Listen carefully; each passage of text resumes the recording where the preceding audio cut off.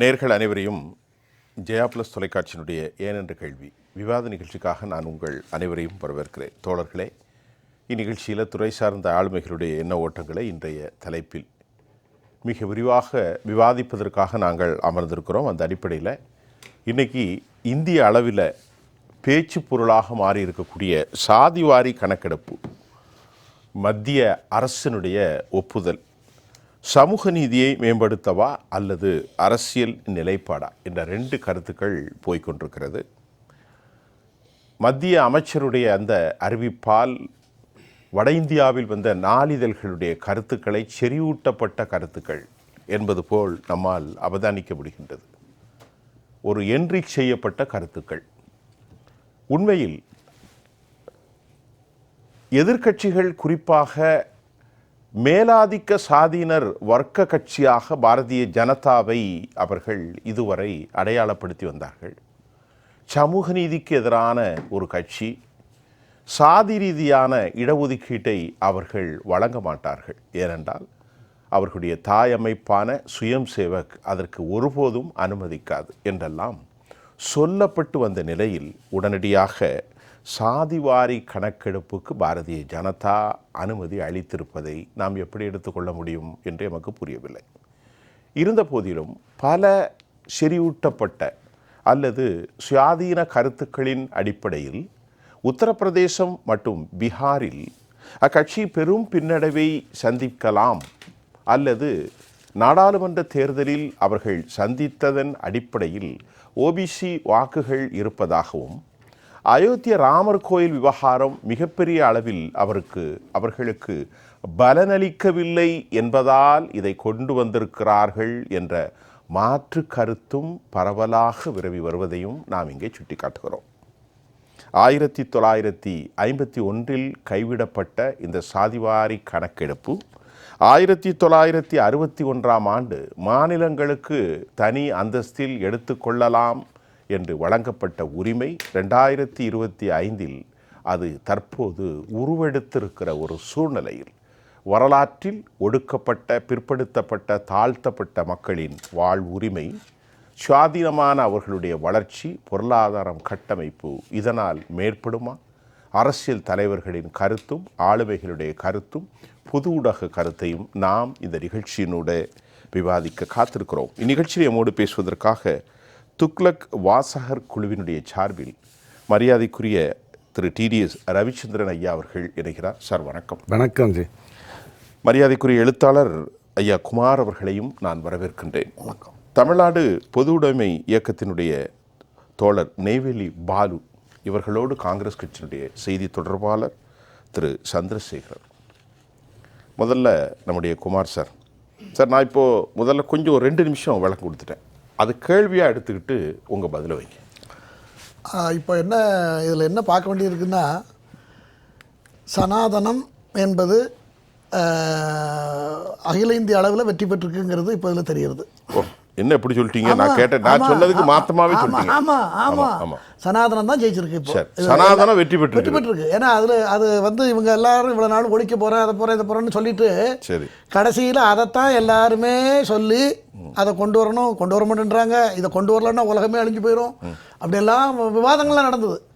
இப்போ முடிவாக பாஜக திடீர்னு அவங்க ரைட்டு, எல்லா மக்களும் அது திருப்தியாக இருக்காங்க, ஜாதி கட்டமைப்பில் தான் இந்தியா இயங்கிட்டு இருக்கு, ஆகவே அதை செய்ய வேண்டியது அவசியம்தான் அப்படிங்கிற ஒரு முடிவை இன்றைக்கி மத்திய அரசு நேற்று எடுத்து அந்த ஜாதி வாரியான கணக்கெடுப்பையும் மக்கள் தொகை கணக்கெடுப்பையும் ஒரே சமயத்தில் செய்யணுங்கிறத முடிவு பண்ணி அறிவிச்சிட்டாங்க. இப்போ இதுக்கு முன்னே எப்போ நடந்தது அப்படின்னு நீங்கள் கொஞ்சம் முன்னே போய் பார்த்தீங்கன்னா, இது 1931, அதாவது ரவுண்ட் டேபிள் கான்ஃபரன்ஸ் காலத்தில் நம்ம 1919 கவர்மெண்ட் ஆஃப் இந்தியா ஆக்ட் வந்தது. அதற்கு பிறகு நம்மளுடைய தலைவர்கள், முன்னோர்கள் எல்லாம் எல்லாருக்கும் பிரதிநிதித்துவம் இல்லாமல் இருக்குது, கல்வியில் பிரதிநிதித்துவம் இல்லை அப்படின்னு நிறைய கோரிக்கைகளை வச்சாங்க. பிரிட்டிஷ் அரசாங்கம் அதை எடுத்துக்கிட்டு முதல்ல இதெல்லாம் பண்ணினா தான் அதெல்லாம் பண்ண முடியும்னு சொல்லிட்டு போட்டு 1931 ஒரு முதல்ல சென்சஸ் எடுத்தாங்க. அதுக்கப்புறம் 93 கிட்டத்தட்ட 94 வருஷமாக அது எடுக்கலை. 51, 61 இப்படியெல்லாம் பல விஷயங்கள் கடந்து போனாலும் பல்வேறு காரணங்களால் அது எடுக்க முடியவில்லை. 71 இந்திரா காந்தி 74 எமர்ஜென்சிக்கு பிறகு 25 வருஷம் போஸ்ட் ஆச்சு. அப்புறம் வாஜ்பாய் வந்து ஒரு 25 வருஷம். இப்படியெல்லாம் போய் தான் அது நின்றுட்டு இருக்கு. ஆனால் இன்றைக்கி சனாதனத்தை எதிர்த்தாங்க, ஜாதி கட்டமைப்பை பாரதிய ஜனதா உருவாக்குது, ஆர்எஸ்எஸ் உருவாக்குது, அப்படி இப்படியெல்லாம் பேசுனாங்க. ஆக இன்னொரு இடத்துல அவங்கள அறியாமலே எல்லோரும் என்ன வந்துட்டாங்கன்னா, ஜாதி வாரியாக கணக்கெடுப்பு வந்தால் தான் எல்லாம் சரியாக இருக்கும், அப்போ தான் ஏற்றத்தாழ்வுகள் எல்லாம் என்ன எப்படி இருக்குது, இந்த சமுதாயம் எப்படி இருக்குது அப்படிங்கிறத கண்டுபிடிக்க முடியும், அப்போ தான் தாழ்த்தப்பட்டவர்கள், பிற்படுத்தப்பட்டவர்கள், பொருளாதாரத்தில் பின்தாங்கியவர்கள், வேலை வாய்ப்பில் பின்தங்கியவர்கள், இவர்களெல்லாம் அக்யூரேட்டாக பார்க்க முடியும், அவங்களுடைய தேவைகளை அப்போ தான் ஃபில்லப் பண்ண முடியும். அந்த தேவை இப்போ இருக்குங்கிறது இந்தியாவில் இருக்கிற எல்லா சமூகங்களும் ஒன்று போல் அரசாங்கத்துக்கு அழுத்தம் கொடுத்து ஃப்ரீயாக விட்டு கேஷுவலாக அவங்க அனௌன்ஸ் பண்ணிட்டாங்க. இது வரவேற்க வேண்டிய ஒரு விஷயம்தான். இது இது பண்ணி தான் அவங்க பண்ணால் தான் எல்லாத்துக்கும் கிடைக்கும். ஆனால் அதில் சில ஆபத்துகளும் இருக்குது. அந்த ஆபத்துகள் என்னென்னா, அரசியல்வாதிகளால், நியாயமற்ற எண்ணம் உள்ளவர்களால், சம்பந்தமே இல்லாமல் நான் அந்த ஜாதி இந்த ஜாதி பலனை பெறுவதற்காக சிலர் முயல்வாங்க. அதெல்லாம் அரசாங்கம் ரொம்ப தெளிவோடு. இல்லை, இப்போது அரசியல்வாதிங்கிற போது காங்கிரஸ் கட்சி, பாரதிய ஜனதா, திமுக, அதிமுக எல்லாத்தையும் தான் சொல்கிறேன். நான் பாகுபாடெல்லாம் பார்த்து இந்த கட்சி அந்த கட்சின்னு சொல்லலை. அவர்கள் தங்களுக்காக அவங்க தங்களுக்கு தகுந்த மாதிரி அதை எடுத்துகிட்டு போக பார்ப்பாங்க. அதுக்கு அரசாங்கம் அது கிட்டத்தட்ட இதை செய்து முடிக்கிறதுக்கு மினிமம் ஒரு 5 to 6 வருஷம் தொய்வில்லாமல் நடந்தால் முடியும். அப்படி இல்லைன்னா இன்னும் கூட கொஞ்சம் காலம் ஆகும். 15,000 கோடி ரூபாய்க்கு மேலே செலவாகும். இவ்வளவு இருக்கிறதுல அதை வந்து இவ்வளோக்கு ஒரு அரசாங்கம் இதுக்கு டைம் பீரியட் ஆஃப் டைம் 5 வருஷம் தான். இந்த அரசு பதவி ஏற்று இந்த 1 வருஷம் தான் ஆக போகிறது. இன்னும் 4 வருஷம் தான் இருக்குது. மற்ற வேலைகள் இருக்குது. மத்திய அரசு செய்ய வேண்டிய வேலைகள் 1000 இருக்குது. அதை செய்யணும். மாநிலங்கள் ஒவ்வொரு மாநிலமும் ஏகப்பட்டது கொடுத்து வச்சுருக்கிறது. இதை செய்யணும், அதை செய்யணும்னு அதை செய்யணும். வெளிநாட்டு சவால், உள்நாட்டு துரோக செயல், வெளிநாட்டிலேருந்து வரக்கூடிய தீவிரவாத தாக்குதல், இப்போ நடந்துக்கிட்டு இருக்கிற விஷயங்கள், இதை பார்க்கணும். இவ்வளவும் மத்திய அரசுக்கு இருக்கிறது. இந்த பொறுப்பை உணர்ந்து இங்கே இருக்கிறவங்க யாரும் பேசினா நல்லாயிருக்கும், பாராட்டுறாங்க. இந்த திட்டத்தை மத்திய அரசு கொண்டு வந்தது நல்லது தான் அப்படின்னு எல்லோரும் பாராட்டுறாங்க. பாராட்டிட்டு பின்னால் ஆனால் அப்படின்ட்டு போட்டு ஏதாவது ஒன்று சொல்கிறாங்க. அதுதான் ரொம்ப வருத்தமாக இருக்கிறது. ஆனால் எது இருப்பினும் அரசாங்கம் இதை நல்லபடியாக செய்து ஏற்றத்தாழ்வை சோசியல் ஜஸ்டிஸ் கிடைப்பதற்கு வேண்டிய வழிமுறைகளை இந்த தீர்வின் மூலமாக மக்களுக்கு கிடைக்கும் என்று நான் நம்புகிறேன். சொல்லுங்கள் ஐயா, சொன்ன கருத்து. வணக்கம். இப்போ குமார் வந்து மதிக்கக்கூடிய ஒரு நண்பர், சட்ட ஞானமுடையவர், அரசியல் கருத்துக்களை வந்து தொடர்ந்து எல்லா மின் ஊடகங்களிலும் விடாது அவர் பேசிட்டு வர்றார். நான் அவரை கவனிச்சுக்கிட்டே வரேன். ஆனால் இன்றைக்கி என்ன அவருடைய கருத்து எப்படி இருக்குன்னு சொன்னால், ரொம்ப நடுநிலையிலேருந்து ஒரு விஷயம் சொல்லியிருக்கார். அவர் எப்போ நடுநிலை தான் பேசுவார். ஆமாம், அது ரொம்ப சரி. ஆனால் என்ன பண்ணிட்டான்னு சொன்னால், எல்லாத்தையும் பேசிவிட்டு கீழே கையெழுத்து போடுறது வந்து மோடின்னு கையெழுத்து போடுறதா, ஸ்டாலின்னு கையெழுத்து போடுறதா, நிதிஷ்குமார்னு கையெழுத்து போடுறதா, லல்லு பிரசாத்னு கையெழுத்து போடுறதாங்கிற ஒரு கன்ஃபியூஷனில் அவர் இருக்காருன்னு நான் நினைக்கிறேன். சரி, யார் நம்ம குமார் சார்? ஏன்னு கேட்டால், குறிப்பாக இந்த சாதிவாரி கணக்கெடுப்பை வந்து வலியுறுத்தியது காங்கிரஸ் கவர்மெண்ட் இருந்த போதே அன்றைக்கு அவங்களோட கூட்டணியில் இருந்த பிஜு ஜனதாதள், மாதிரி ஆர்ஜேடி, அவங்க எல்லாருமே தமிழ்நாட்டை திமுக, இவங்க எல்லாம் கேட்டது தான் அது. அவங்கெல்லாம் இன்றைக்கி காங்கிரஸ் கூட்டணியில் தான் இருந்தாங்க. ஆனாலும் அந்த கேள்வி வலுவாக அன்றைக்கு ஒலித்தது. இது கடந்த ஒரு ஓராண்டாக மிக கடுமையான விவாதத்திற்கு வரும்பொழுது பிஜேபி அதை எப்படி எதிர்கொண்டது?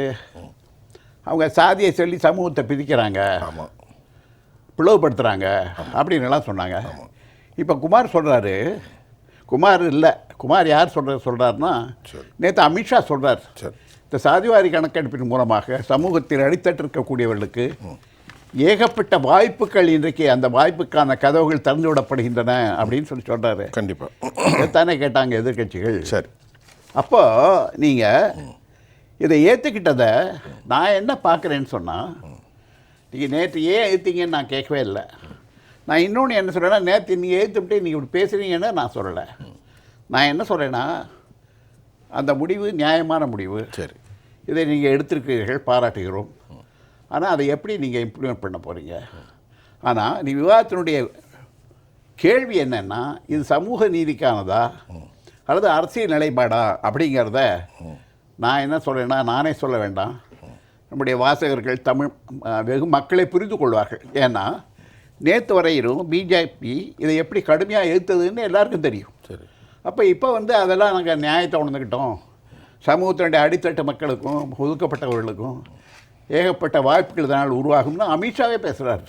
சமத்துவம் நிலை நிறுத்தப்படும் என்று உள்துறை அமைச்சர் ஐயா அவர்கள் சொல்கிறேன்னா, அதுதானே கேட்டோம், அதுதானே எல்லாரும் கேட்டாங்க அப்படிங்கிறது தான் கேள்வி. இப்போ உங்கள்கிட்ட கேள்வி என்னென்னா, நேற்று சொல்லிட்டு இன்னைக்கு அவங்க கொண்டு வந்துட்டாங்க அப்படின்ட்டு அதுக்கு பதில் இல்லாத ஒரு விடையை சொல்கிறீங்க.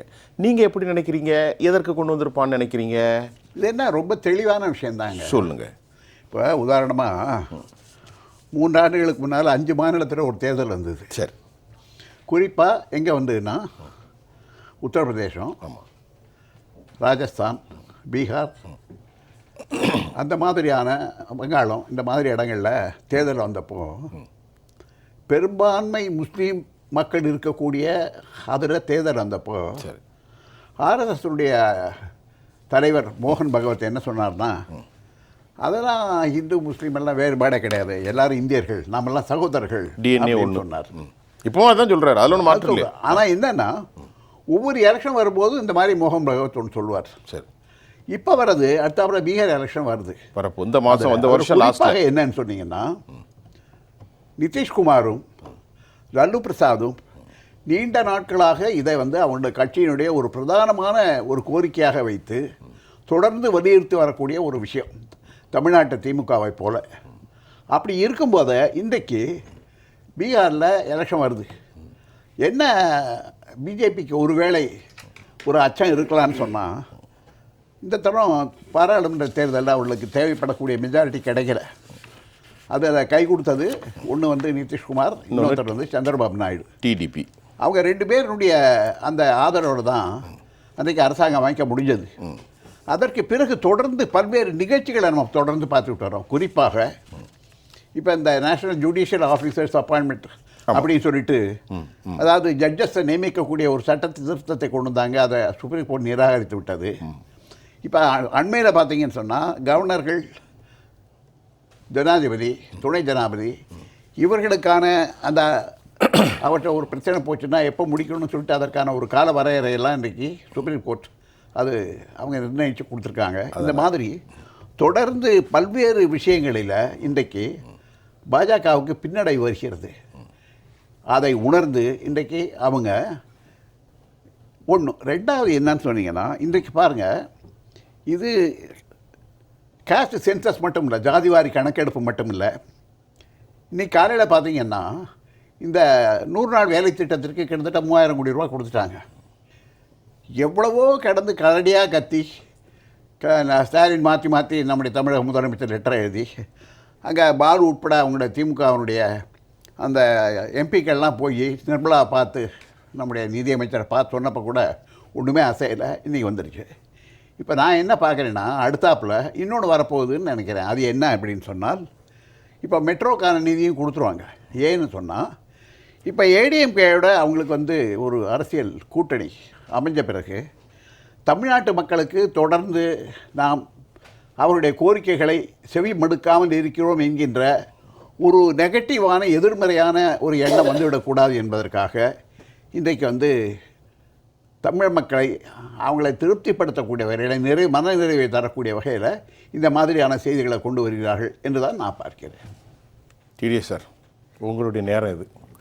இல்லை, இதில் வந்து பீகார் எலெக்ஷனில் வந்து நாம் போய் சாதி வாரியாக கணக்கெடுப்பு எடுத்து எப்படியாவது மக்கள்கிட்ட ஓட்டு வாங்கிடுவோம்னு நினைக்க வேண்டிய அவசியம் இல்லை. ஏன்னா 2 வருஷத்துக்கு முன்னாடியே அங்கே வந்து ஒரு எடுத்துட்டாங்க, சர்வே ஒன்று எடுத்துட்டாங்க. அந்த சர்வேவை வச்சுக்கிட்டு லல்லு பிரசாத் யாதவும் நிதிஷும் என்ன பண்ணாங்க, லல்லு பிரசாத் யாதவ் எத்தனை தெருவில் வந்து உட்காந்து நான் யாதவெல்லாம் நீக்கிடுறேன், இங்கே வெறும் 12% தான் இருக்கோம், நாங்கள் தான் ஆட்சியில் இருக்கோம், நீங்கள் ஓபிசியை கொண்டு வந்துருங்க, ஏன்னா அவங்க தான் எண்ணிக்கையில் அதிகமாக இருக்காங்கன்னு எங்கேயாவது ரோட்டில் போராட்டம் நடத்தினாரான்னா எனக்கு தெரிஞ்சு இல்லை. ஸோ எந்த சர்வே வச்சுக்கிட்டு இவங்க ஒன்றும் பண்ணலை. இப்போ நாம் வந்து எடுக்க போகிறோம்னு சொல்லி என்னத்தை பண்ண போகிறோம்? சரி, 26 எடுக்க வேண்டிய அவசியம் வரப்போகிறதில்ல, 31 தான் வரணும் அப்படிங்கிற அடிப்படையில் இருக்குது. ஆனால் 26 இந்த உமன்ஸ் ரிசர்வேஷனுக்கு வந்து இந்த இது தேவைப்படும்னு முன்னாடி கொண்டு வர்றதுக்கு முயற்சி பண்ணலாம். 21 எடுக்காத 26 எடுக்கிறேன்னு சொல்லலாம். சாதிவாரி கணக்கெடுப்பை இவ்வளோ நாள் நீ வந்து ஏற்றுக்காமையே இருந்தியே, மறுதளிச்சியே, இப்போ ஏன் அதை ஏற்றுக்கிற அப்படிங்கிற கேள்விக்கு வர்றதா இருந்ததுன்னா, இப்போது சாதிவாரி கணக்கெடுப்பு இதுக்கு முன்னாடி 61லையோ 71லையோ 81லையோ 91லையோ எடுக்கப்படலை. இப்போ அதனால் இந்தியா என்ன மாதிரியான சந்திச்சது நமக்கு தெரியணும். சரி, அது எனக்கு தெரிஞ்சு வாய்ப்பு இல்லை. காரணம் என்ன அப்படின்னு சொன்னால், இப்போ உதாரணத்துக்கு எடுத்துக்கோங்களேன், துரைமுருகன் ஐயா பாஷையில் சொல்லணும்னா, நாளைக்கு தமிழ்நாட்டில் வந்து குட்டி போட்டவங்கெல்லாம் நிறைய ஆயிட்டாங்க, அவங்களுக்கு வாய்ப்பு வரல, கட்டுப்பாடோடு இருந்தவங்களுக்கெல்லாம் வாய்ப்பு வந்துருச்சுன்னு தமிழ்நாடு பேச போகுதா? இப்போது அடுத்த இந்த சாதி வாரி கணக்கெடுப்பில் தெரிஞ்சிருச்சுன்னு வச்சுக்கோங்க, கவுண்டர் இத்தனை, கல்லர் இத்தனை, பறையர் இத்தனை, இவங்க இத்தனைன்னு தெரிஞ்சு போச்சுன்னு வச்சுக்கோங்க, தமிழ்நாடு என்ன தள்ளடிச்சுக்குமா? ஐயோ, துரைமுருகன் ஐயா சொன்ன மாதிரி குட்டி போட்டவங்களெல்லாம் கவுத்துட்டு சொல்கிறது ஏதாவது வாய்ப்பு இருக்கா? வாய்ப்பு இல்லை. ஏன்னா மக்கள் தொகை அப்படி கிராம ரீதியாக நம்மளை செயல்படுத்தி கொள்வதற்கும், வார்டு ரீதியாக செயல்படுத்தி கொள்வதற்கும், பஞ்சாயத்து ரீதியாக செயல்படுத்தி கொள்வதற்கும் நம்மக்கிட்ட ஒரு சிஸ்டம் இருக்குது. அந்த சிஸ்டத்தின் அடிப்படையில் தான் செயல்படுறோம். இது தேவையில்லாமல் இவங்க திரும்ப திரும்ப வந்து சாதிவாரி கணப்படி ஏன் எடுக்க மாட்டேங்கிறீங்க? நான் பார்த்தேன், இப்போ ஒரே ஒரு வேலையில் தான் இந்தியாவில் 4.5 லட்சம் வேலை இருக்குது. ஒரே ஒரு வேலையில் போய் ராகுல் காந்தி ஐயா பார்த்துட்டு, அங்கே யாருமே ஓபிசி, அங்கே 3 பேர் இருக்காங்க, இவங்க பேர் குழப்பம், இங்கே ஒரு ஓபிசினா அங்கே ஓபிசி இல்லை, அங்கே ஓபிசினா இங்கே ஓபிசி இல்லைன்னு இருக்கு இல்லையா? அந்த குழப்பத்தில் அவர் மட்டும் தொடர்ந்து பேசிக்கிட்டே இருந்தார். சரி, உங்ககிட்ட இருக்கிற ஒரே ஒரு அட்டகத்தி இது தானே, அதையும் நான் எடுத்துக்கிறேன் அப்படின்ற மாதிரியான ஒரு அரசியல் நிலைப்பாடாக கூட நீங்கள் எடுத்துக்கோங்க. அப்படியே பிஜேபி சரின்னு எடுத்துட்டாங்கிறீங்க. ஆனால் சொல்லுங்க, ஒரு வரியை முடிச்சிடறேன். சொல்லுங்க, உங்க நேரம் தானே. இத்தனை வாய்ப்புகள் இருந்த போது செய்யாத காங்கிரஸ் இது வரைக்கும் ஒரு வாய்ப்பு கூட பிஜேபிக்கு சென்சஸ் எடுக்கிறதுக்கு வரல. 31 வரைக்கும் ஒரு வாய்ப்பு வந்திருக்கா? 21ல் எல்லாம் சொன்னோம்ல, தெளிவாக சொன்னோம், கொரோனாவில் தானே எடுக்காமல் இருந்தோம், வேறு ஏதாவது இருந்ததா? ஒரு வாய்ப்பு கூட இது வரைக்கும் வரல. அந்த ஒரு வாய்ப்பில் நீ எடுப்பியா எடுக்க மாட்டியாங்கிற விவாதத்தை திறந்துட்டு 9 வாய்ப்பை கையில் வச்சுக்கிட்டு அதில் செய்யாமல் இருந்துட்டு பேசிக்கிட்டு இருந்தீங்கன்னா என்ன பேசணும் அப்படிங்கிறத தான் நான் அடிப்படையாக எடுத்து வைக்கிறேன். இப்போ உதாரணத்துக்கு வந்து ஓபிசி அப்படிங்கிற விஷயத்தை இது வரைக்கும் சென்சஸில் நம்ம சேர்த்ததில்லை. எஸ்சி எஸ்டிங்கிறத தான் எப்போதுமே சேர்ப்போம். சாதி எழுதப்பட்டிருக்கலாம். சில மதங்களில் என்ன பண்ணுவாங்கன்னா, நீ சாதியெல்லாம் சொல்லாத, நிறைய உண்மைகள் தெரிஞ்சிடும், அதனால் மத பேரை மட்டும் சொல்லுன்னுவாங்க. அதுக்கேற்ற மாதிரி அவங்களும் சொல்லுவாங்க. அந்த கதையெல்லாம் எனக்கும் தெரியும். ஆனால் ஓபிசியில் யார் பிரதானமாக இருந்தாங்க? அங்கே ஜாட் இருந்திருக்காங்க, அங்கே வந்து ஒக்கலிக்காசு இருந்தாங்க, இங்கே தேவர் இருந்திருப்பாங்க. இப்படி ஒரு ஓபிசிங்கிறது இவ்வளவு தான் அப்படின்னு இருந்திருக்கும். இதில் மதத்தை கொண்டு வருகின்ற வேலையை ஆந்திராவில் தொடர்ந்து செய்தாங்களா இல்லையா? மத ரீதியாக பேசாதீங்க அப்படின்ன உடனே நம்ம திமுக பேச்சாளர் சில பேர்லாம் என்ன பண்ணுவாங்க, குஜராத்தில் மட்டும் முஸ்லீமுக்கு கொடுத்தீங்களே, முஸ்லீம்ங்கிறதுனால கொடுக்கல, ஓபிசிங்கிறது வந்து ஒரு கம்யூனிட்டி அடிப்படையில் கொடுக்கப்படுது. அவர்கள் அந்த பட்டியலில் வர்றாங்க, அந்த பட்டியலில் இருக்கிறவங்களுக்கு நான் கொடுக்குறவன மதம் பார்த்து கொடுக்குறதுல யாரையுமே அப்படி பார்த்தா 100 வருஷத்துக்கு முன்னாடி மதம் பார்த்து கொடுத்துருக்க முடியாது. ஏன்னா அப்புறம் தான் நிறைய மதங்கள் மாறுறதுங்கிறதெல்லாம் வர ஒரு 1000 வருஷத்துக்குள்ள அதிகபட்சம் அந்த மாதிரி. அதுக்கு முன்னாடி இங்கே எல்லாரும் அப்படி தான் இருந்திருப்பாங்க. ஆமாம்.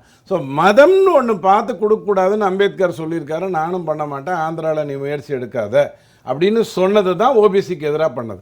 நல்லா புரிஞ்சுக்கோங்க, 2024க்கு முன்னாடி நடந்த எந்த எலெக்ஷன் வேணாலும் பிஜேபி இதை எடுத்துக்கோங்க, இந்தியாவில் சீட்ஸில் ஓபிசி சீட்ஸில் தான் பிஜேபி அதிகமாக வெற்றி பெற்றிருக்கும். ஆமாம். அப்போ அவங்கள வஞ்சிச்சுக்கிட்டே வெற்றி பெற்றுட்டு இருந்ததா?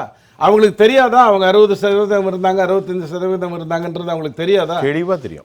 அவங்களுக்கு தெரியுமில்லையா எத்தனை மக்கள் இருக்காங்க? ஃபர்ஸ்ட் ஒன்று வேணால் சொல்லலாம், ஓ நீ அங்கே ஓபிசியா நான் இங்கே ஓபிசி, இது வேணால் குழப்பமாக இருக்கலாம் மொழியே, தெரியும் அவங்களுக்கு எஸ்சி எஸ்டி இல்லை, எஃப்சி இல்லைங்கிற அளவுக்கு தெரியும். சார், பிஜேபியை பொறுத்த வரைக்கும் 1% பற்றி இடஒதுக்கீட்டில் கவலைப்படுதுன்னா அது அந்த இடபிள்யூஎஸ்ங்கிற 10% பற்றி மட்டும்தான். ஏன்னா மற்றதெல்லாம் இப்போ உதாரணத்துக்கு எடுத்துக்கோங்க, நாளைக்கு ஒரு சென்சஸ் இடைவேளைக்கு அப்புறம் பேசுவோம், ஒரே வரி தான், உங்களுக்கு தான் நிறைய ஒரே வரி தான். சொல்லுங்க ஐயா. நாளைக்கு ஒரு சென்சஸ் எடுத்து 95% ஓபிசி இருக்காங்க, எஸ்சி எஸ்சிலாம் நாங்கள் ஏற்கனவே 70 வருஷத்தில் முடிச்சு விட்டோம் அப்படின்னு காங்கிரஸ் புரிந்து கொண்டால் கூட பிஜேபி கவலைப்பட போகிறது அந்த 10% இடபிள்யூஎஸ் ஏழையாக இருந்து வாய்ப்புகளை தவற விட்டவங்களுக்காக என்ன பண்ணணும்னு தான் கவலைப்படும். காங்கிரஸ் கட்சியினுடைய சார்பில் ஸ்போக்ஸ் பர்சனாக நம்மோடு திரு சந்திரசேகர் சார். சார், இப்போ 3 பேரும் கருத்து சிறப்பாக வச்சுருந்தாங்க. நீங்கள் என்ன சார், காங்கிரஸ் சார்பில் அவர் ஒரு லைட்டாக சுட்டி காட்டினார் காங்கிரஸை, நம்முடைய மரியாதைக்குரிய டிடிஎஸ் அவர்கள், நீங்கள் எப்படி பார்க்குறீங்க? சாதிவாரி கணக்கெடுப்பு மக்கள் தொகையோடு சேர்த்து மக்கள் தொகை கணக்கெடுப்போடு சேர்த்து எடுக்கப்பட வேண்டும் என்பது வந்து 1931 தான் கடைசியாக எடுத்தது. ஆனால் 1901 10 ஆண்டுகளுக்கு ஒரு முறை எடுக்கப்பட்டு வருகிறது. ஆங்கிலேயர் ஆட்சியிலேருந்து 1901 10 ஆண்டுகளுக்கு ஒரு முறை ஜாதிவாரி கணக்கெடுப்பு மக்கள் தொகை கணக்கெடுப்போடு சேர்த்து நடத்தப்படுகிறது. நம்ம 1931க்கு பிறகு என்று சொல்லும்பொழுது 1941 மக்கள் தொகை கணக்கெடுப்பு எடுத்துட்டு அந்த மக்கள் தொகை கணக்கெடுப்பு எடுத்த அந்த ஆணையர் சொல்கிறார், ஈட்ஸ்ன்னு சொல்லிட்டு, அவர் என்ன விளக்கம் சொல்கிறாருன்னா, ஏன் சாதிவாரி கணக்கெடுப்பு பட்டியல் வந்து இதில் இல்லை, அட்டவணை இல்லை என்பதற்கு அதற்கு அதிகமான செலவு ஆகிறது அந்த சாதிவாரி கணக்கெடுப்பு எடுப்பதற்கு, அதனால் தான் எடுக்கப்படவில்லை அப்படிங்கிற ஒரு காரணத்தை சொல்லி அந்த 1941 அந்த சாதிவாரி கணக்கெடுப்பு என்பது வெறும் மக்கள் தொகை கணக்கெடுக்க மட்டும் மாறி வந்திருக்கிறது என்பது தான் நம்ம வரலாறு சொல்லுது. நீங்கள் 1901 எடுத்ததுலேருந்தே பல விமர்சனங்கள் இருந்ததாக சொல்கிறாங்க. இந்த ஜாதிவாரி கணக்கெடுப்பில் பல விமர்சனங்கள் அது பற்றி வைத்திருக்கிறது. இது வந்து ஜாதியை இன்னும் ஜாதி நீட்டிக்கிறது, ஜாதி தொடர்வதை வந்து நீங்கள் ஊக்கப்படுத்துறீங்க அப்படிங்கிற விமர்சனங்கள்லாம் நிறையா அதில் வந்திருக்கிறதா தான் தகவல்கள் அவங்க குறிப்பு எழுதியிருக்காங்க. ஒன்றுலேயும் ஒவ்வொரு 10 வருஷமும் எழுதுகிறப்ப அதை பற்றிய குறிப்பு எழுதியிருக்காங்க. ஆனாலும் இந்த ஜாதி அமைப்பை வந்து நீங்கள் தொடர்ந்து நீட்டிக்க செய்கிறதுக்காக இந்த இதை பண்ணுறீங்க அப்படிங்கிற விமர்சனங்கள் இருக்குது அப்படின்னு. ஆனாலும் அவர் என்ன சொல்கிறாருன்னா, அந்த ஆணையர் ஒரு கருத்தை எழுதுறாரு, நீங்கள் சாதி இருக்குங்கிறத நம்ம மறைக்க முடியாது. அது என்னன்னா, நெருப்பு கோழி தலையை புதைச்சிக்கிட்டதுன்னு ஒரு கதை சொல்லுவாங்களாம். அதாவது நெருப்பு கோழி என்ன பண்ணுமா, ஏதாவது எதிரிகள் வந்து அட்டாக் பண்ண வருதுன்னு சொன்னாக்க தலையை புதைச்சிக்கிட்டாக்க நம்மளை அவங்க பார்க்க முடியாதுன்னு அது நினச்சிக்கும் அப்படின்னு சொல்லுவாங்க. அதாவது நம்ம பாடலாம், சாதிகள் இல்லையடி பாப்பா அப்படின்னு பாரதியார் பாடினார் அப்படின்னு சொல்லலாம். ஆனாலும் அந்த சாதி கட்டமைப்பு என்பது இன்னும் தொடர்ந்து கொண்டு தான் இருக்குது. அது தொடரும் வரை நீங்கள் அவங்களுக்கான நீதியையும் நம்ம கொடுத்து தான் ஆகணும். இப்போ இன்றைக்கு ஒரு சின்ன குறுக்கீடு, அப்போ சாதி கட்டமைப்பு வளர வேண்டும் என்று ராகுல் காந்தி விரும்புகிறாரா? இல்லை, அதைத்தான் நான் சொல்ல விரும்புகிறேன். நீங்கள் ஜாதியை ஒழித்து விட்டோம்னு நீங்கள் சொல்கிறீங்களான்னு கேட்குறேன். இல்லை என்று சொல்லும் பொழுது ஜாதிகள் இல்லாத நிலை ஏற்படும் வரை அதற்கான நீதியை கொடுத்து தான் ஆக வேண்டும் என்பதுதான் இன்றைக்கு உள்ள கட்டாயம். நீங்கள் சாதி மதம் எல்லாமே பார்க்கக்கூடாது, முதல்ல சாதி ஒழிய வேண்டும். மேடை பேச்சு உண்மையிலே களத்தில் சாதிய பற்றாளர்கள் சாதிய பற்றி வலுவாக இருக்கத்தானே செய்யுது. அதுதான் சொல்கிறேன். அதற்காக இல்லை, பற்று என்பது வேற, பற்று என்பது வேற இல்லை. நான் சொல்கிறது வந்து சாதி என்ற அமைப்பு என்பது வேற. நீங்கள் அமைப்பை வந்து நீங்கள் மறுக்க முடியாது, இல்லை என்று மறுக்க முடியாது. நீங்கள் இன்றைக்கு 2 விஷயங்களை பார்த்தோம்னா, காங்கிரஸுக்கு பல வாய்ப்புகள் இருந்தும் செய்யலை, பாஜகவிற்கு வாய்ப்புகளே இப்போ தான் வந்துச்சுன்னு சொல்கிறேன். அதையும் நான் மறுக்கிறேன். என்னென்னா, நீங்கள் பாஜகவிற்கு நிறைய வாய்ப்புகள் இருந்து 2011 கடைசியாக மன்மோகன் சிங் அவர்கள் தலைமையிலான ஆட்சியில் 2010 ஒரு தீர்மானம், ஒரு அமைச்சரவை கூட்டத்தில் தீர்மானம் நிறைவேற்றப்பட்டு சாதிவாரி கணக்கெடுப்பு, அதாவது மக்கள் தொகை கணக்கெடுப்போடு சேர்த்து சாதியையும் சேர்த்து தான் எடுக்கப்பட்டது. அதாவது socio economic and cost survey, நீங்கள் வேணால் போய் வேணால் பாருங்கள், socio economic and cost survey என்று தான் எடுக்கப்பட்டது. எடுத்ததை 2011 எடுத்தது 14 வரை வெளியிடவில்லை. அதற்காக ராகுல் காந்தி அவர்கள் கூட வெளிப்படையாக நான் அதற்காக மன்னிப்பு கேட்டுக்கொள்கிறேன், அதை வெளியிட்டிருக்க வேண்டும், அப்பொழுதே அதை இம்ப்ளிமெண்ட் பண்ணியிருக்கணுன்றதை ஒத்துக்கிட்டார் அவர், ராகுல் காந்தி அவர்கள் கூட ஒத்துக்கிட்டார். ஆனால் சில குறை இருக்கிறத நிவர்த்தி பண்ணணும்னு அது என்ன பண்ணாங்கன்னா, 2014 மோடி அவர்கள் அரசு வந்த பிறகு இந்த இதில் சில குறைகள் இருக்கிறது, இதற்காக ஒரு குழு அமைக்கப்படும்னு சொல்லி நிதி ஆயோக்கோட வைஸ் சேர்மன் தலைமையில் ஒரு கமிட்டி போடுறாங்க. அந்த 2011 சென்சஸ், அதாவது சென்சஸும் அவங்களும் என்ன, மோடி தலைமையிலான அமைச்சரவை கூட்ட தீர்மான நகல் என்கிட்ட இருக்குது. அதில் என்ன சொல்கிறாங்கன்னா, 2011 எடுக்கப்பட்ட socio economic and cost survey அப்படின்னு தான் அவங்களும் குறிப்பிடுறாங்க. ஆக ஜாதிவாரி கணக்கெடுப்பு 2011 எடுக்கப்பட்டது. அதில் குறைகள் இருந்திருக்கலாம், ஏன்னா ஒரு சில காலகட்டங்களுக்கு பிறகு எடுத்ததுனால் அதை நிவர்த்தி பண்ணுறதுக்கு ஒரு குழு போட்டிங்க. அந்த கமிட்டியோட ரிப்போர்ட் என்னாச்சு, ஏன் அதை வெளியிடல? நீங்கள் அந்த 2011 வெளியிட்டிருக்கலாமே. நீங்கள் நினைத்திருந்தால் 2011 ரிப்போர்ட்டை வெளியிட்டிருக்கலாம். சரி, 2011க்கு அப்புறம் 2021 கொரோனா வந்தது, நீங்கள் எடுக்க முடியவில்லை. காரணம், 2021 எத்தனை வருஷம் கொரோனா இருந்தது? 2 வருடம். 2023 எடுத்துருக்கலாமே, ஏன் எடுக்கலை அப்படிங்கிற ஒரு கேள்வி இருக்குது. நான் முடிச்சிடுறேன். அதே போல் நீங்கள் சாதிவாரி கணக்கெடுப்பு என்பது வந்து வெறும் மக்கள் தொகை, அது எதுக்காக பண்ணுறோம்னா ஒரு 2-3 விஷயங்களுக்காக பண்ணுறோம். ஒன்று திட்டங்கள், 2வது இடஒதுக்கீடு விஷயங்களுக்காக.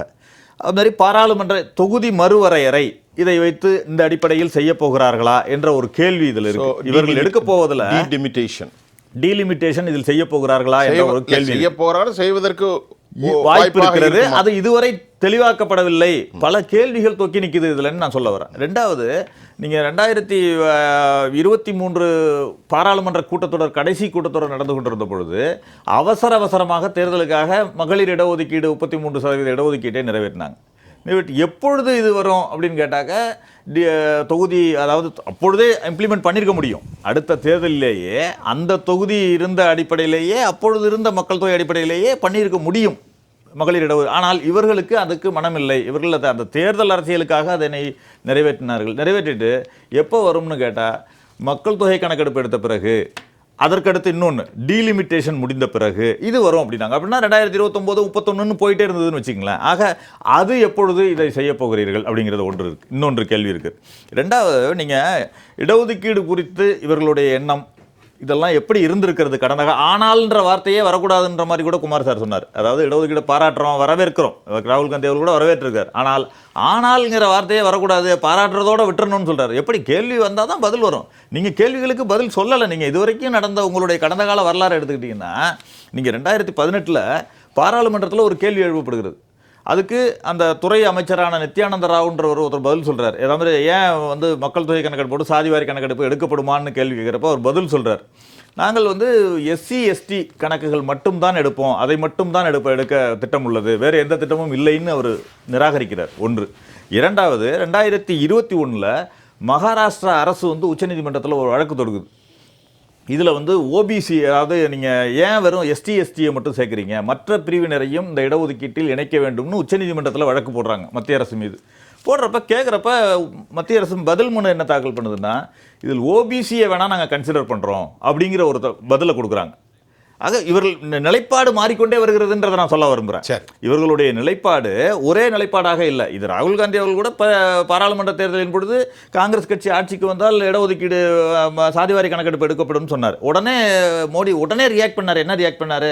இவர்கள் ஜாதி ரீதியாக மக்களை பிரிக்க பார்க்கிறார். காங்கிரஸ் கட்சியும் ராகுல் காந்தியும் ஜாதி ரீதியாக பிரிக்க பார்க்கிறார்கள் சொன்னவர்கள் தானே இவங்க. இப்பவும் அது குறைபாடு இருந்து கொண்டு தான் இருக்கிறது. இல்ல மத ரீதியாக ஹிந்து என்ற அடையாளத்தில் வாக்காளர்களை கன்வர்ஜென்ஸ் அண்டர் த போலரைசேஷன் அப்படின்னு நீங்க சொல்றீங்க. ஆஹா, நாங்கள் எங்களுக்கு இருக்கக்கூடிய வெற்றி பெறுவதற்கு ஆயுதம் சாதி என்று நீங்கள் எடுக்கிறீர்கள். நீங்க வெற்றி தோல்வியே கிடையாதுங்க. இதுல வெற்றி தோல்வி கிடையாதுங்க. நீங்க சாதிவாரி கணக்கெடுப்பு எடுத்தா காங்கிரஸ் வெற்றி பெற்றுமா? இல்ல அப்படி நீங்க நம்புறீர்கள்? இல்லை என்று சொல்றேன். இல்லை, நீங்க மக்களுக்கான நீதி கிடைக்கணும்னா சாதிவாரி கணக்கெடுப்பு எடுத்து அதற்கான நீதியை கொடுக்கணுங்கிறது, சமநீதி கொடுக்கணுங்கிறது தானே. இன்றைக்கு வரைக்கும் ஐயா சந்திரசேகர், மக்களுக்கான நீதி டிஸ்கிரிமினேஷன் இல்லாமல், டிஸ்பாரிட்டி இல்லாமல் இந்த நாட்டில் அனைவருக்குமாக பங்கீட்டு அளிக்கப்பட வேண்டும் என்றால் சாதி கணக்கெடுப்பு வேண்டும். டிடி சார், இப்போ ஒரு விஷயம் நான் உங்கள்கிட்ட கேட்குறேன் சார். நம்ம யதார்த்தத்தை பேசுவோம். இந்திய சமூகங்களை மத ரீதியாக இல்லாமல் ஹிந்து என்ற அடையாளத்திற்குள் கொண்டு வருவது ஒரு தேசிய வலிமையான ஆயுதமாக இருக்கும் என சுயம் சேவக் நம்புகிறது. ஹிந்து பற்றாளர்களும் அரசியல் ரீதியாக நம்புகிறார்கள். ஏன்? உலகத்தில் ஒவ்வொரு மதங்களுக்கும் ஒரு தேசமும் ஒவ்வொரு கொள்கையும் ஒரு நாடுகளும் இருக்கிறது. இஸ்லாமிய நாடுகள் இருக்கிறார்கள், கிறிஸ்தவர்கள் இருக்கிறார்கள். அப்படி ஒரு ஹிந்து தேசிய அடையாளத்திற்குள் எல்லோரையும் என்றிணைக்க வேண்டும். இது வெளிப்படையானது தான், அதை மறக்க முடியாது. ஆனால் இப்பொழுது கடைசியில் நீங்கள் பார்க்கின்ற போது எவ்வளவோ போராடி பார்த்தும் கடைசியில் சாதி அடையாளம்தான் இதன் மூலமாக வெற்றி பெற்று விட்டதா என்ற கேள்வி முதலில் தொங்கி நிற்கிறது. ஆனாலும் எவ்வளவுதான் ஹிந்து என்று பேசினாலும் கடைசியில் பிராக்டிக்கலாக பார்க்கிற போது ஏன் சாதி, என்னுடைய தர்மம், ஆண்ட பரம்பரை, இதெல்லாம் மாற்ற முடியாது இந்தியாவிலேருந்து. அதை உறுதிப்படுத்துதா ஐயா? எப்படி பார்க்குறீங்க? ஆர்எஸ்எஸ் என்றைக்குமே கேஸ்ட்டை கேஸ்ட் சொல்லலை. இல்லை, நீங்கள் ஹிந்துங்கிற வார்த்தையே பயன்படுத்தினீங்க. சரி, ஆமாம். ஆனால் நம்ம கான்ஸ்டியூஷன்லேயே இந்துக்கு கொடுக்கப்பட்டிருக்கிற விளக்கம் உங்களுக்கு தெரியும். இது வல்லாத, அது வல்லாத, அவர் அல்லாத, இவர் அல்லாதவர்கள் இந்துக்கள் அப்படின்னு தான் கொடுக்கப்பட்டிருக்கு. ஸோ நீங்கள் யாரையெல்லாம் இந்துக்கள்னு சேர்த்தாலும் இந்திய மக்களை எல்லாம் சேர்த்து தான் ஆகணும். யாரை நீங்கள் பிரிக்கலையோ அவங்களெல்லாம் இந்துக்கள்னு சேர்த்து தான் ஆகணும். ஆர்எஸ்எஸை பொறுத்த வரைக்கும் அது சாதியை பேசியதும் இல்லை. மதம்ங்கிற வார்த்தையே ஒரு ஆர்எஸ்எஸ் சுயம் சேவக் பயன்படுத்தவே மாட்டான். வழிபாட்டு முறைன்னு தான் சொல்லுவானே ஒழிய மதம்ங்கிற வார்த்தையை பயன்படுத்தினா அவன் ஆர்எஸ்எஸ்ஸே கிடையாது. கரெக்ட். ஸோ அதில் அந்த விஷயத்துக்குள்ளே போகணும்னா அது சித்தாந்தத்தின் பிரபஞ்சம் நான் பேசி இப்போ ரொம்ப நேரம் ஆகும். கேள்வி என்னென்னா, 2011 நாங்கள் எடுத்து கொடுத்தோம் ஐயா. நாங்கள் ஒரு 3 வருஷம் அதை பொட்டியில் போட்டிருந்தோம். ஏன்னா ஏகப்பட்ட பிரச்சனை இருந்தது. 4000 சாதி தான் இந்தியாவில் இருக்குன்னு நான் முன்னாடிலாம் சொல்லிட்டு இருந்தாங்க. இது 8 லட்சம் சாதி வந்துருச்சு. நாங்கள் எங்கே போகிறது?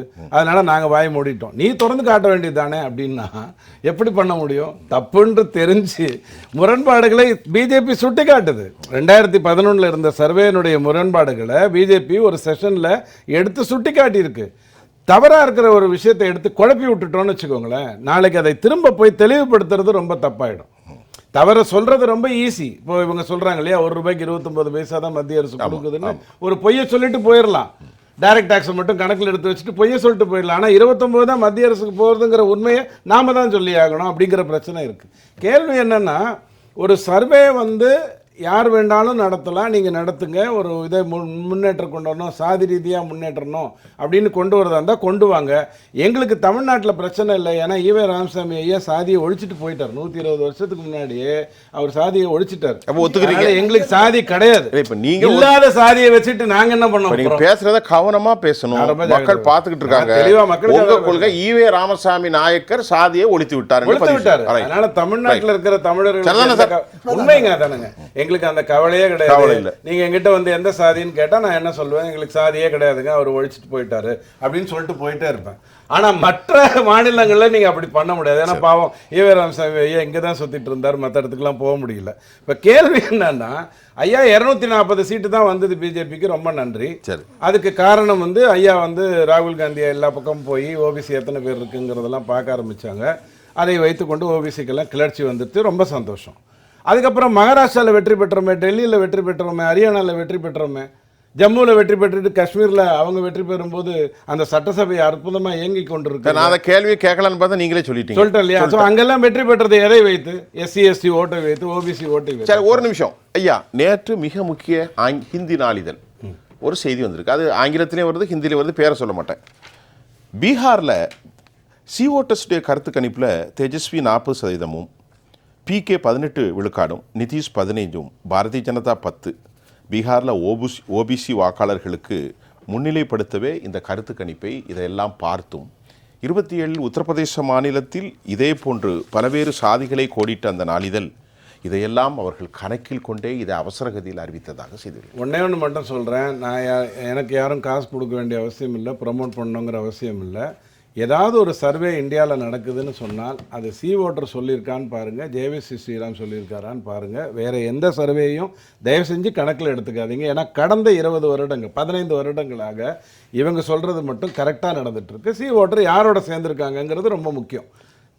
ஓட்டர் எந்த நியூஸ் நிறுவனத்தோட சேருதுங்கிறது ரொம்ப முக்கியம். வரலாற்றை கொஞ்சம் புரட்டி பார்ப்போம். அது இது ஐயா, இது ஏபிபி நியூஸ் இல்லைங்க. நான் எந்த சர்வேயும் நான் மறுதளிக்க மாட்டேன். ஏன்னா ஏதோ ஒரு முயற்சியில தான் எடுக்கிறாங்க. ஆனா அதை தலைக்கு ஏன் ஏத்துக்க மாட்டேன் அப்படின்னா அது எதுவுமே சரியா வந்ததில்லை. சில நேரத்தில் கார்கல்லா கமிட்டி அப்படின்னு ஒன்று நேரு ஏற்படுத்தி ஓபிசிக்காக நான் வந்து தனியா ஒன்று ஒரு கமிட்டி ரெடி பண்ண போகிறேன், அவங்களுடைய நிலைப்பாடுகளை உயர்த்த போகிறேன்னு நேரு ஐயா ஆரம்பித்தார். உங்களுக்கு தெரியும், இந்திரா காந்தி அம்மா கண்டிப்பாக ஏழ்மையை ஒழிப்பேன்னு சொல்லிட்டு அதுக்கப்புறம் இப்போ 99 சீட்டில் இருக்காங்க. அந்த மாதிரி நேரு ஐயா அன்னைக்கு என்ன பண்ணாங்க? போகிற போக்கில் இப்படி சொல்லக்கூடாது. நீங்கள் ஏழ்மையை ஒழிப்பேன் இல்லையா? இல்லை, நான் சொல்கிறேன் அப்படிதானே. இந்தியா 77 ஆண்டுகளில் பாஜக ஆண்டது வரும் 15 ஆண்டுகள் தான். இது நான் ஞாபகம் கூடாது. 60 ஆண்டுகள் இந்தியாவுடைய வளர்ச்சிக்கு ஏதோ பாஜக மட்டுமென்ற மாதிரி எல்லாம் நீங்க சொல்றீங்க. அப்படி சொல்லலைங்க. உங்களுக்கு ஜனசங்கம் இல்லை, இன்னைக்கு இருக்கக்கூடிய இளைஞர்களுக்கு ஜனசங்கத்தை பற்றியோ அல்லது RSS பற்றியோ சொல்லிக் கொடுப்பதற்கு நிறைய நேரங்கள் வேணும். அவங்ககிட்ட இல்லை. இப்போ கேள்வி என்ன அப்படின்னா, அந்த கமிட்டி ரெடி பண்ணுறாரு, அப்படியே தூக்கி போட்டார். மொராஜி தேசாய் வர்றாரு. மொராஜி தேசாய் வந்த உடனே அவர் தான் மண்டல் கமிஷனை நியமிக்கிறார். அவர் கூட ஏன் வந்து அந்த கார்கல்லா கமிட்டி கொண்டதை ஏன் எடுத்துக்கல அப்படின்னா, அவர் ஒரே ஒரு காரணம் தான் சொன்னார். ஐயா 1951 அதை எடுத்திருக்கீங்க, நான் 71 வந்திருக்கேன், மாற்றங்கள் இருக்குது அப்படின்னு மண்டல் கமிஷனை கொண்டு வர்றாரு. அவங்க ஆட்சியை கவுத்துட்டாங்க. கவுத்ததுக்கு அப்புறம் இந்திரா காந்தி அம்மா 80 VP சிங் ஐயா 89 வர்ற வரைக்கும் அந்த மண்டல் கமிஷனுங்கிறத கையே வைக்கல. ஸோ நீங்கள் சாதிக்காகவும் பிரிவினைக்காகவும் ஏற்றத்தாழ்வுக்காகவும் பயங்கரமாக போராடி கொண்டிருக்கிற காங்கிரஸ் நண்பர்களுக்காக இதை நான் சொல்கிறேன். முண்டே தான், கோபிநாத் முண்டே தான் 2000 அதாவது 24 வருடங்களுக்கு முன்னாடி முதல்ல இந்த பிரச்சனையை பெருசாக எழுப்புறார். ஐயா நீங்கள் முதல்ல அதை கொண்டு வாங்க, சாதிவாரியான இதை கொண்டு வாங்கன்னு அவர் தான் சொல்றாரு. 11ல் வந்து முண்டே சிஸ்டர்ஸ்னு அவங்களுடைய மகளும் அதை வந்து பெருசா மகாராஷ்டிராவில் வேற யாரும் வாயை திறக்கவே இல்லை. ராஜ்நாத் ஐயா வந்து ஒரு கூட்டத்துல 8 வருடங்களுக்கு முன்னாடி அவர் சொன்னார், ராஜ்நாத் சிங் வந்து சொன்னார் எடுத்துட்டு வரேன்னு சொன்னார். அதுக்கப்புறம் பிஜேபி அதை பற்றி பேசல. இதுக்கு ஒரே ஒரு காரணம் சொல்லட்டுமா, நேர்மையாக நீங்க செய்யற ஒரு விஷயம் தவறாக பயன்படுத்துவதற்கு வாய்ப்பு இருக்கு. 3% இருந்து ஆட்சி செய்யக்கூடிய ஒரு சாதி கிட்ட போறீங்க, போயிட்டு பார் நீ 3% தான், நாளைக்கு நீ 2.5 தெரிஞ்சிச்சுன்னா மீதி 97 உன்னை சும்மா விட மாட்டான்னு அவனை ஏற்றி விடுறது. 60% இருக்கிறவன்ட்ட வந்து ஏய் உன்னை 3% இருக்கிறவன் தான் ஆட்சி செய்யணுமான்னு இவனை ஏற்றி விடுறது. நாடை துண்டாக்கணும்னு சோரஸ் சொல்லியிருக்கிற வேலையை ஐயா டிடிஎஸ் 3% தான் இந்த நாட்டில் பிஎம்ஓ அலுவலகத்தில் 97% ஆக்கிரமிக்கு நான் சொல்லலை, நீங்கள் சொல்லலை, இவர் சொல்லலை, ராகுல் காந்தி சொல்றாரு. அதான் நான் தான் மறந்துளித்தேனே, ஒரே ஒரு வேலையை மட்டும் எடுத்துக்கிட்டாரு. 3% இருக்கக்கூடிய சமூகம் தான் இல்லைங்க. ஒரு கவர்மெண்ட்டுங்கிறது சமைக்கிறதும் சர்வ் பண்றதும் ரெண்டும் சேர்ந்தது தான் கவர்மெண்ட். இவர் வந்து சர்வ் பண்ணுறதுல இருக்கக்கூடியவங்களை மட்டும் எடுத்துக்கிட்டு அதுலேயும் ஒரு பைய சொன்னார் 3 பேர் ஓபிசி இருக்காங்கன்னு. இந்த ஓபிசியில் ஒரு பெரிய பிரச்சனை என்னென்னா, இப்போ ராகுல் காந்தி ஐயாவே சொன்னார் இல்லையா, மோடியை ஓபிசின்னு சொன்னாங்க, அப்புறம் ரொம்ப நாள் கழிச்சு தான் அவர் ஓபிசின்னு அறிவிச்சாங்க, அந்த சாதியை ஓபிசின்னு அறிவிச்சாங்கன்னு. ஓபிசியில் எல்லா மாநிலங்களுக்குள்ள ஒரு கட்டுப்பாடு கிடையாது, ஒன்று மாற்றி மாற்றி இருக்கும். அதையெல்லாம் யோசிச்சு தான் இங்கே பண்ணாங்க. ஐயா நான் வந்து என்ன கேட்குறேன், அலிகர் முஸ்லீம் யூனிவர்சிட்டியில் நீங்கள் வந்து சாதியை கொண்டு வர இடஒதுக்கீடு இல்லைங்கிறீங்க, ஜாமியாவில் இல்லைங்கிறீங்க, இதுக்கெல்லாம் ஏதாவது ஒரு விதத்தில் கொண்டு வந்த ஐயா படிக்கிற இடங்கள்ல நம்ம இப்படிலாம் பண்ணக்கூடாது, எல்லா இடத்துலையும் ஒதுக்கீடு இருக்கணும் அப்படிங்கிறத சொல்லுங்க. நாளைக்கு 50% போறாதா, 65% கொண்டு வாங்க, 70% கொண்டு வாங்க, 85% கொண்டு வாங்க இடஒதுக்கீடு. ஆனா பிஜேபிக்கு எதை பற்றி கவலை இருக்கும் தெரியுமா, இடபிள்யூஎஸ்ங்கிற அந்த 10%ங்கிறது 15 ஆக்க முடியுமான்னு தான் பார்க்கும், ஏழ்மையை குறைக்க முடியுமான்னு தான் பார்க்க ஒழிய இந்த இந்துக்களை பிரித்து கொண்டு இந்த வேலையை பண்ற வேலைக்கு வராது. ஆனால் ஒரு கருத்து இருக்கிறது, நம்ம நேரடியாக தான் பேசுவோம், லட்சோப மக்கள் ஆனால் நீங்கள் என்னதான் சொன்னாலும், என்னதான் இந்துக்கள் என்று சொன்னாலும், ஒரு தாழ்த்தப்பட்ட சமூகத்தை சார்ந்த பல கோடிக்கணக்கான ரூபாய்களை சம்பாதித்து ஒரு யூனிவர்சிட்டியுடைய வைஸ் சான்சலர் ஆனாலும் அவன் என்ன சாதி என்று பார்க்கிற சமூக பார்வை என்று குறைந்திருக்கிறதோ யார்கிட்ட, மக்களிடத்திலே, சமூகமிடத்திலே. இன்னைக்கு பாருங்க, ஐயா சொல்றேன், நான் பிராக்டிக்கலா பேசுறேன். அவன் என்ன யாரோ இல்ல, நான் இவன் யாரோ, இவன் இப்படிப்பட்ட ஆளோ, அவன் தானே, அப்படிப்பட்ட மனநிலை இந்திய சமூகத்திலிருந்து மாறவில்லை. 2 வரி மட்டும் சொல்றது, நாம நண்பர்களா தானே பேசிக்கிட்டோம். 2 வரி மட்டும் போறோம். நீங்க சொன்னதோட எனக்கு அழகா மக்களுக்கு போய் சேர்ந்துருச்சு. ரைட் ஐயா, ஊராம் பேரை சொல்லி தான் கூப்பிட்டு இருந்தோம். அந்தி ஊரான், நல்ல ஊரான், அந்த ஊரான் தான் பேசிட்டு இருந்தோம். கூட்டமா வாழ்ந்துட்டு இருந்த சமூகம் வந்து கெடுத்தான் அந்த பிரிட்டிஷ் பாவி. அவனால வந்ததுதான் இந்த அன்டிவிடேட்ங்கிற மேட்டர். அதுக்கப்புறம் முன்னாடி சாதி கிடையாது, சாதி இருந்ததுங்க ஐயா. என்னுடைய சாதி என்னோடதாகவும் அவருடைய சாதி அவரோடதாகவும் இருந்தது. வீட்டுக்கு சாவி இருந்தது. பூட்ட வேண்டிய அவசியம் வந்தது திருடர்கள் வந்ததுக்கு பிறகுதாங்கிறது ஒண்ணு. அகிலேஷ் யாதவ் என்ன தெரியுமா சொல்றாரு, இந்த சாதிவாரி கருப்பெடுப்புக்கு யாருக்கு வேணாலும் எடுக்கலாம், முஸ்லீம்ல மட்டும் நீ வந்து சாதிவாரி கணக்கெடுப்பு எடுக்க கூடாது. என்னையா அது, எதுக்காக இதை பேசுற? இது எல்லாமே இந்தியர்களுக்கு புரிய தொடங்கும், கவலைப்படாதீங்க. குமார் சார், இப்போ ஒரு கேள்வி. இப்போ நாம வந்து ரொம்ப ப்ராக்டிக்கலாக பேசுகிறோம். வாதங்கிறதுக்காக என்ன நாம் மிகிக்கிறதுக்கு உங்களை மோகிக்கிறதுக்காக பேசினா அது விவாதமே ஆகாது. யதார்த்தத்தை மட்டுமே பேசுவோம். ஐயாட்ட சொல்கிறேன், இப்போது தெரிஞ்சோ தெரியாமையோ நாம் ரெட்டின்னு போடுறோம், நாடார்னு போடுறோம், தேவர்னு போடுறோம், கவுண்டர்னு போடுறோம். ஒரு பேச்சுக்கு சொல்ல வரேன், இல்லை பாய்னா பாய், அதெல்லாம் விட்டுருங்க. ஆனாலும் ஒரு காலகட்டத்தில் என்னுடைய சமூகம் நல்லா வளரணும், படிக்கணும், போகணும் அப்படின்னு ஒரு மனநிலை இயற்கையாக வரத்தானே செய்யுது மக்களிடத்தில். அப்போ இருப்பதை பங்கிட்டு, ஐயா நீங்கள் 7 பேர் இருக்கீங்க, நீங்கள் 10 பேர் இருக்கீங்க, நீங்கள் 3 பேர் இருக்கீங்க, அதற்கு தக்கன அந்த விகிதாச்சாரத்தை பகிர்ந்து கொடுப்பது எப்படி டிஸ்கிரிமினேஷன் ஆகும்? அதுக்கு தான் இந்த சென்சஸ், அதுக்கு தான் அதுதான் இப்போ சரியான விஷயம் தான் பேசுகிறோம். இந்த சென்சஸ் வந்து சமூகத்தில் முரண் இருக்குன்னு சொன்னால், அது கடினமான முரண் இருக்குது. ஆமாம், அதாவது இந்த சமூகம் எப்படி உருவானது என்று சொன்னால், இது கொஞ்சம் 2 நிமிஷம் டைம் நீங்கள் பேசுங்க. அதாவது ஆதியில் மனிதன் மிருகங்களை வேட்டையாடி அதன் மாமிசத்தை உண்டு வாழ்ந்தான். இவன் செத்தா இவன் அது சாப்பிடும், அது செத்தா இவன் சாப்பிடுவான். இப்படி தான் இருந்தது. மன்னராட்சி வந்தது, கூட்டம் கூட்டமாக வாழ்ந்தாங்க, வேளாண்மை சமூகம் வந்தது. அதுக்கப்புறம் அப்படி வரும்போதே கொஞ்சம் கொஞ்சமாக ஜாதி கட்டமைப்பு முறை வந்துட்டு தொழில் ரீதியாக வந்தது.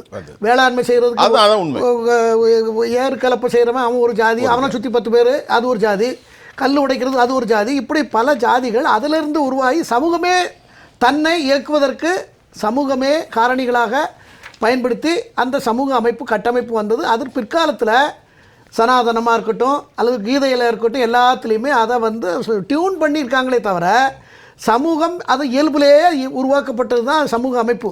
எல்லா ஊர்லேயும் 10 பேர், அதில் 10 பேர் இருப்பாங்க, இதில் 10 பேர் இருப்பாங்க. எல்லா ஜாதியும் ஒவ்வொரு ஊர்லேயும் இருக்கும். நம்ம கிராமங்களில் நம்ம பார்க்குறோம். இப்படி தான் சமூக கட்டமைப்பு வந்தது இந்தியாவில்.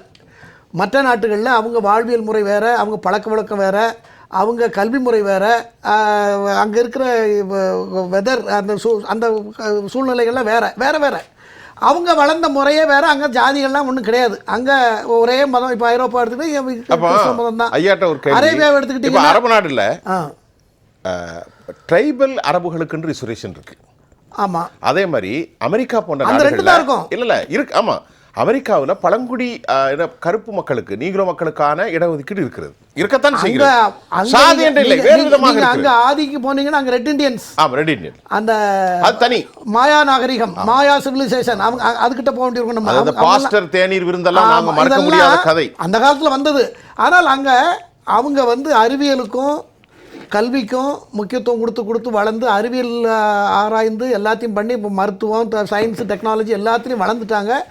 நம்ம வெறும் வாழ்க்கையில் முன்னேற்றம் மட்டும் இல்லாமல் வாழ்வியல் முறையிலையும் நாம் இன்றைக்கும் உலகத்தில் நமக்கு ஒரு பெருமை இருக்குன்னாக்கா நம்மளுடைய வாழ்வியல் முறை தான். இந்தியாவுக்கு ஒரு மரியாதை இருக்கிறது. வெளிநாட்டுகளில் நீங்கள் பல நாட்டுக்கு போயிருப்பீங்க. வெளிநாட்டுகளில் இந்தியன் சொன்னால் ஒரு மரியாதை இருக்குது. ஆனால் வேற மாதிரி கோணத்தில் பார்த்தா அதை அவன் வந்து பிளடி இந்தியன்லாம் சொல்கிற மாதிரியும் இருக்கான். நான் அதை மறுக்கலை.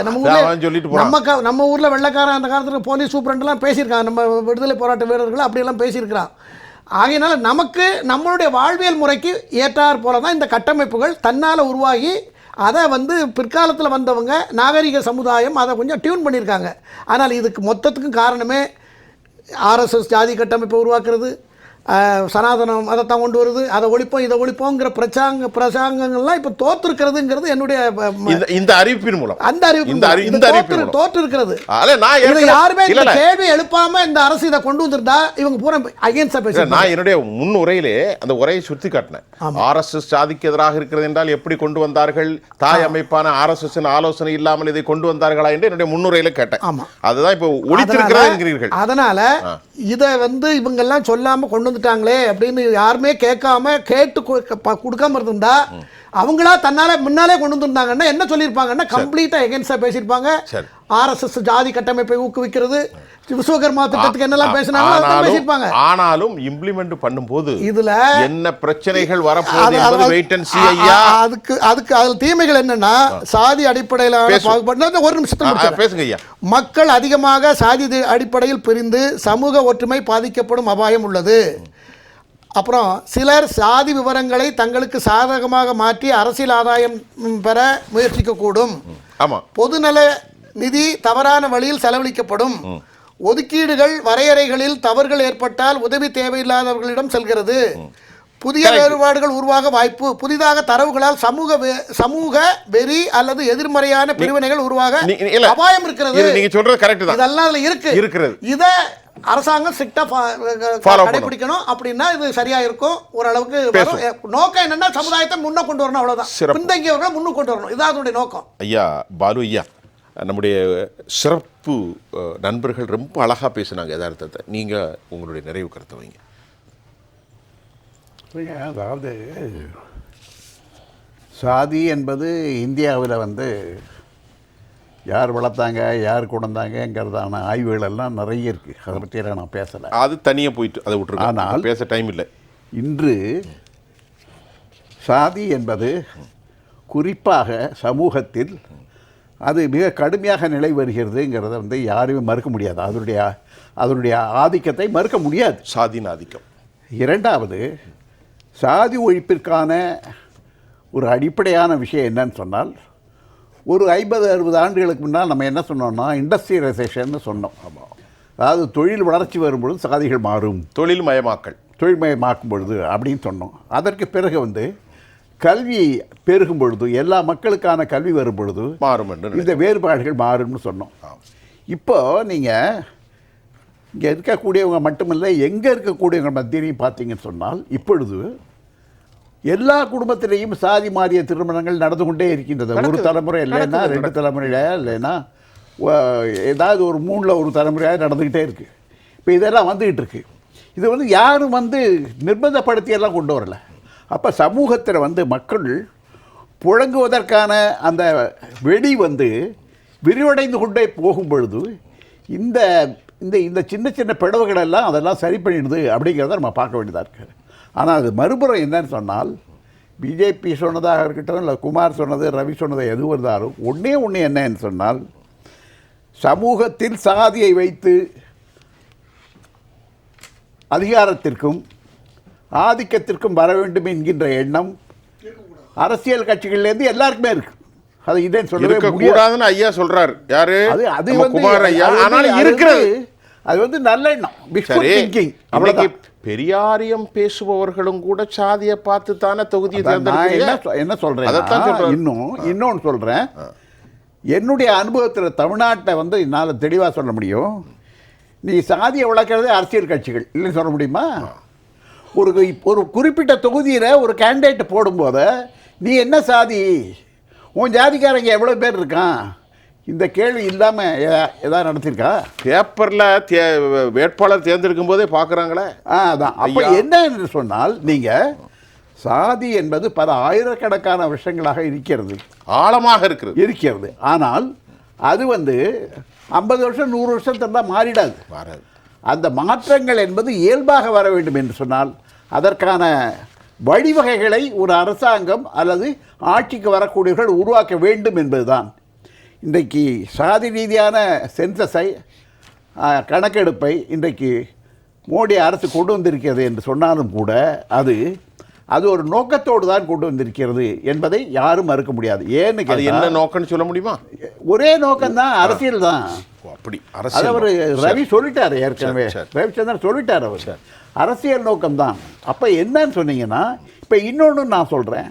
இப்போ என்ன அண்மையில் வரக்கூடிய இந்த பிஜேபி பீகார் எலெக்ஷனுக்காக கொண்டு வந்தாங்களா நான் சொல்ல மாட்டேன். அது சரி, இது நீண்ட காலம். ஆனால் இன்னொன்று நான் என்ன சொல்வேன்னால், இந்த அனௌன்ஸ்மெண்ட் இருக்கு, இந்த நேற்று அறிவிக்கப்பட்டது இருக்கு, அதுக்கு நிச்சயமாக பீகார் தேர்தலில் அதற்கு ஒரு ரோல் வரும், அதுக்கு நிச்சயமாக அதற்கு ஒரு வாய்ப்பு கிடைக்கும் என்பதுதான். இன்னொன்று என்னன்னு சொன்னால், இப்போ அறிவிச்சிருக்காங்க, ஆனால் அதை நடைமுறைப்படுத்துவது என்பது 1 வருஷம் 2 வருஷம் இல்லை, 4 வருஷம் இல்லை, அது வரும்.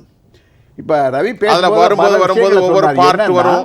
ஒவ்வொரு மாநிலத்திலேயும் ஓபிசி பிசி இது எல்லாமே பார்த்தீங்கன்னு சொன்னால் எஸ்சி எஸ்டி எல்லாமே ஒவ்வொரு மாநிலத்திலும் ஒவ்வொரு மாதிரியாக இருக்குது. அது மட்டுமல்ல, மாற்றங்கள் இருக்குது. நேற்று வந்து நான் ஓபிசின்னவன் இன்றைக்கி பிசிங்கிறான், இன்றைக்கி பிசின்னு சொல்கிறவன் ஓபிசிங்கிறான், எஸ்சிங்கிறவன் எஸ்டிங்கிறான். இந்த மாதிரி மாற்றங்கள்லாம் இருக்குது. ஆக இதையெல்லாம் வைத்து நீங்கள் இந்த சாதிவாரி கணக்கெடுப்பை கொண்டு வருவது என்று வரும்பொழுது அதற்கான எல்லை எங்கேயோ இருக்கிறது. ஆனால் ஒரு நல்ல தொடக்கமாக அதை நம்ம எடுத்துக்கொள்ளலாம். அவ்வளோதான். சந்திரசேகர், நிறைய கருத்து. முதல்ல மத வேறுபாடு, ஜாதி வேறுபாடு எல்லாமே இருக்கக்கூடாது அப்படிங்கிறது தான் எல்லாருடைய கருத்துக்களும். மதமுமே இல்லாமல் எல்லோரும் மனிதனாக இருந்தால் எல்லாருக்குமே மகிழ்ச்சி தான். அது ஒரு விதத்தில் அந்த காலத்திலேயே பாடியிருக்காங்க, மனிதன் மாறி விட்டான் மதத்தில் ஏறி விட்டான் தான் பாட்டு வரும் வேதனையாக. ஒன்று என்னென்னா, சாதி அப்படிங்கிறத எடுத்துக்கிட்டிங்கன்னா சாதி இருக்கக்கூடாது அப்படிங்கிறது ஒன்று. முதல்ல அதை ஒழிக்கணும் அப்படின்னு சொன்னால் சாதியை ஏற்றத்தாழ்வு தான் ஒழிக்கணும் ஃபஸ்ட்டு. அந்த சாதியை ஏற்றத்தாழ்வு ஒழிக்கணும் அப்படின்னு சொன்னால் எப்படின்னா, இதை எல்லோரும் ஒரே ரேஞ்சுக்கு கொண்டு வரணும். அவங்கள ஏற்றத்தாழ்வு இல்லாமல் சமூகத்தை அமைக்கணும், அந்த சாதிய கட்டமைப்பில் கொண்டு வரணும் அப்படின்னு சொன்னால் அவர்களுக்கான இடஒதுக்கீடு, அவர்களுக்கான முன்னேற்றம், கீழே உள்ளவனை முன்னேற்றணுங்கிறதுக்காகத்தான் சாதியை பற்றி பேசுகிறோம் நம்ம. இப்போ அது இல்லைன்னா யாரும் பேச போகிறதில்ல, சாதியை பற்றி இல்லை அப்படின்றப்ப பேச போகிறதில்ல. அதற்கான முன்னெடுப்பை இவர்கள் ஒரு சரியான நோக்கத்தோடு அல்லது உண்மையான மனநிலையோடு கொண்டு வந்திருக்கிறார்களா அப்படிங்கிற ஒரு கேள்வியும் இருக்குது. ஏன்னா இவர்கள் ஒரு காலக்கெடுவோடு இதை கொண்டு வரணும், நீங்கள் 4 வருடம் ஆகும் 5 வருடம் ஆகுங்கிறத கூட நான் ஒத்துக்கலை. நீங்கள் ஒரு 94 கோடி பேர் வாக்களிக்கிற ஒரு தேர்தலை ஒரு மாதம் 2 மாதத்தில் நம்மளால் நடத்த முடியுது. இன்றைக்குள்ளே நீங்கள் சொல்கிறீங்க டிஜிட்டல் இந்தியா சொல்கிறீங்க, நம்மால் எடுக்க முடியும்.